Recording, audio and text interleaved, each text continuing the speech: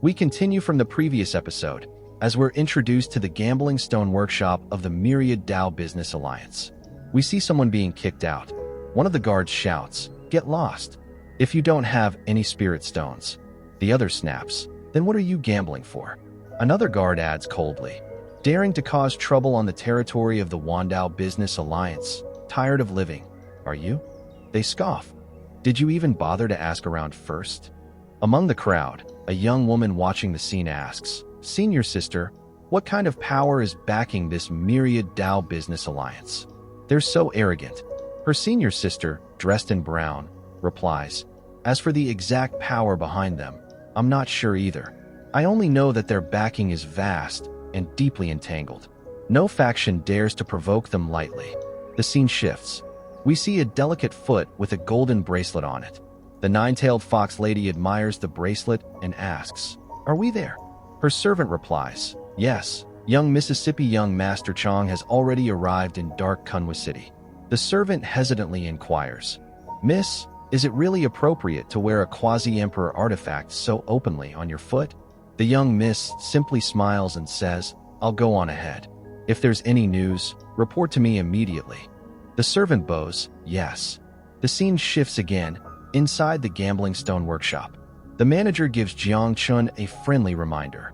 "Young man, you're about to spend 300,000 spirit stones to cut open this prized store stone of mine. Are you sure about this?" She continues, "Let me warn you, once you purchase it, whatever comes out has nothing to do with our haul, and you can't go back on your decision."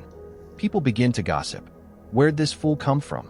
Does he really think picking the biggest stone means he'll get something good? That's right. Even Elder Imo shook his head after examining that stone. The fat monk beside Jiang Chun asked, "Benefactor Jiang Chun, it's 300,000 spirit stones. Are you sure you're not misjudging it?"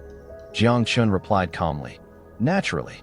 As he looked down at the stone, ready to strike, he thought to himself, "Lately, I've become increasingly attuned to the artifact spirit of the celestial creation arc. This gambling stone workshop before me, it wouldn't be an exaggeration to say it was tailor-made for me." One of the bystanders sighed, "These 300,000 spirit stones are surely going to be lost for nothing." Another added, "Young man, you don't understand how hard it is to earn spirit stones." Jiang Chun struck the stone. A red glow reflected off his face. He said firmly, "It's the one." Gasps spread through the room. "What? This blood-red ginseng is Blood King ginseng. At least 1,000,000 years old Blood King ginseng. This kid." The manager's face turned pale as she stood frozen, watching in silence. Another voice exclaimed, "Trading 300,000 spirit stones for a Blood King ginseng is an absolute steal." With a smile, Jiang Chun said, "Looks like my luck isn't bad after all." From the back, someone called out, "Has someone cut out a Blood King ginseng from a stone?"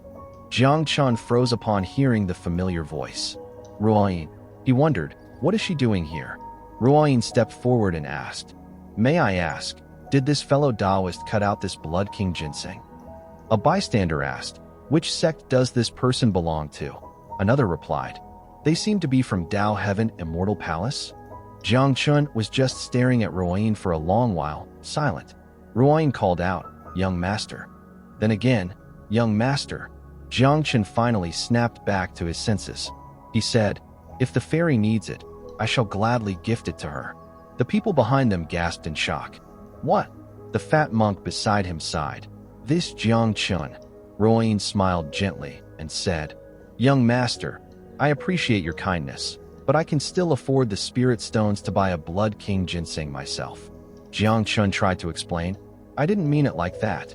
One of Ruoyin's attendants sneered, "TSK, so you're just a toad longing to eat swan meat?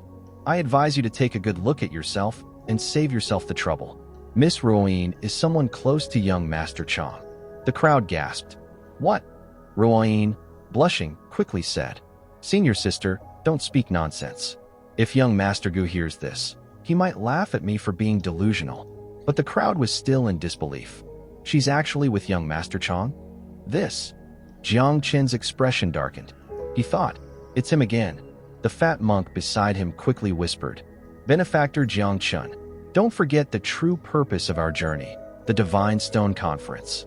That ominous stone embryo, the one that led to the destruction of the Huanxi sacred land, that is our top priority. The fat monk then stepped forward and addressed the group. If the young lady desires this blood king ginseng, how about purchasing it for 1,000,000 spirit stones instead? A woman beside Ruoyin scoffed. 1,000,000 spirit stones? You damn monk. Even if this blood king ginseng is extremely rare, it's still not worth that much, is it? The fat monk replied, Oh, since none of you can afford it then? Before he could finish, someone stepped out from the crowd. Since this lady knows young Master Chang personally, then I'll buy this blood king ginseng for 1,000,000 spirit stones. The man beside him growled, Damn it, you old dog Wu.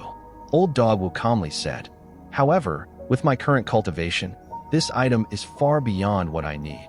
It would be better to offer it as a gift to the young lady, presenting a flower in honor of the Buddha, and in doing so, form a good karmic bond.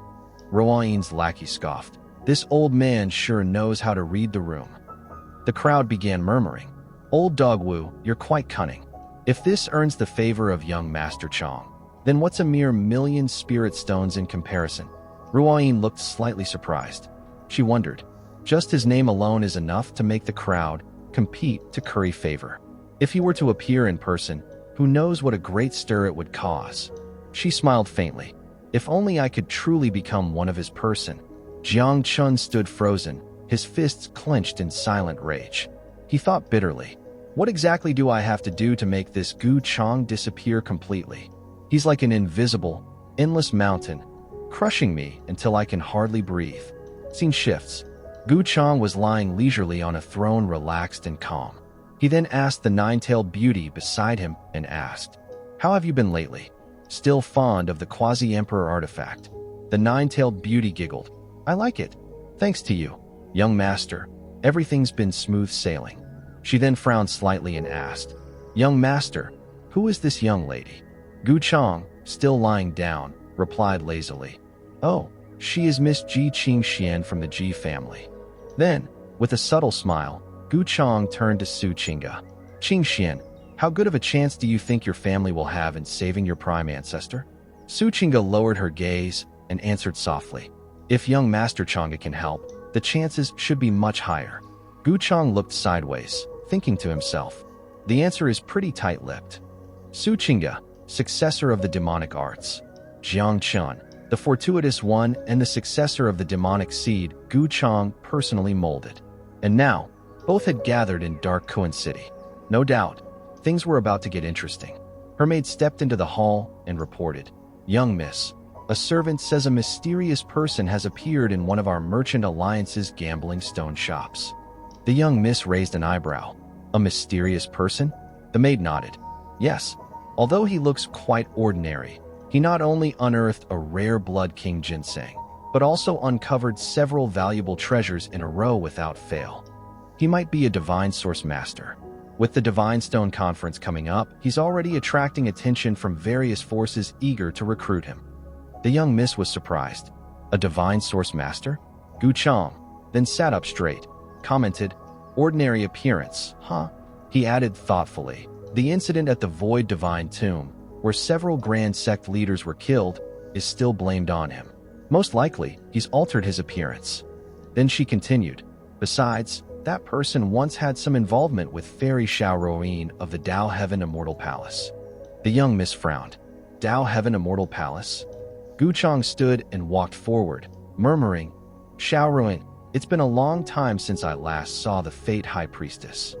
Perhaps this Kunshan trip. He said, It's time to go see her. Gu Changge was wondering, why is this happening again? Where did this Xiaoruoyin suddenly appear from? Damnable young master. That night, Gu Changge arrived at Ruoyin's residence. Her senior sisters came out to greet him. Senior brother Chang, why are you here? I came to see Ruoyin, he said. Where is she? A black-haired girl replied. She just went to rest. We'll call her right away. Gu Changge waved it off. No need. Let her rest. We'll talk tomorrow. Ruoyin stirred awake, her eyes widening as she realized. That voice, it was the young master. One of Ruoyin's senior sisters said, Senior brother Chang, could you tell us some stories about your adventures in the 8 wastelands and 10 domains? Another added, Yeah, we're too weak to take part in those wars. All we can do is hear about your legends. Just then, Ruayin landed softly and bowed. Greetings, young Master Gu. With his hands behind his back, Gu Changge replied. So it seems you haven't gone to rest yet. One of the sisters giggled. Junior sister, even if you're in a hurry, at least finish putting on your clothes. Ruayin gasped, quickly covering her chest in shock. Gu Changge smirked. Wang Zijin wasn't wrong. This Xiaorain really does have a bit of that tea-like charm. But from another perspective, a woman this straightforward is actually the easiest to control. On the other hand, the ones who long for genuine feelings, they're the hardest to deal with. As they strolled together at a relaxed pace, Ruayin finally said, I'm flattered that you came all this way so late at night, young Master Gu. But there's no need. You only have to summon me, and I'll come to you. Gu Changge replied, I just happened to hear something about you. Since I had the time, and it's been a while, I thought I'd drop by. It's nothing serious. Blushing, Ruayin said softly, There's no need to worry, young Master Gu. You've saved me, given me cultivation resources, helped me enter Dao Heaven Immortal Palace, and even become a disciple of a sacred king realm master. You've cared so much about me. Everything I have today is because of you. She lowered her gaze. I really don't know how to repay your kindness. If you don't mind my plain and fragile appearance. Gu Changge suddenly snapped. Do you think I help you because I want something in return? Is that what you think of me? That I only help people to be paid back? Flustered, Ruayin shook her head. No, that's not what I meant. If you enjoyed it, give it a like, subscribe to the channel, and hit the bell so you don't miss the next episode. Bye.